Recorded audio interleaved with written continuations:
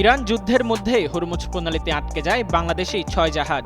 যুদ্ধের উত্তেজনার মধ্যেই এই জাহাজ নিয়ে সুখবর দিল তেহরান।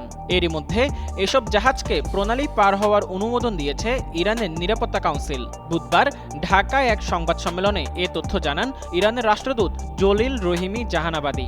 জানান, আটকা পড়া জাহাজগুলোকে নিরাপদে ফেরত আনার জন্য দুই দেশের মধ্যে কূটনৈতিক কার্যক্রম চলছে।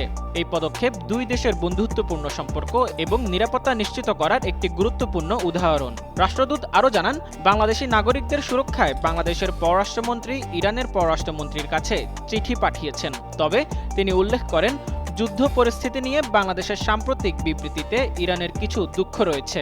এই পদক্ষেপকে মধ্যপ্রাচ্যের চলমান উত্তেজনার মধ্যে কূটনৈতিক ও মানবিকভাবে গুরুত্বপূর্ণ হিসেবে মূল্যায়ন করা হচ্ছে।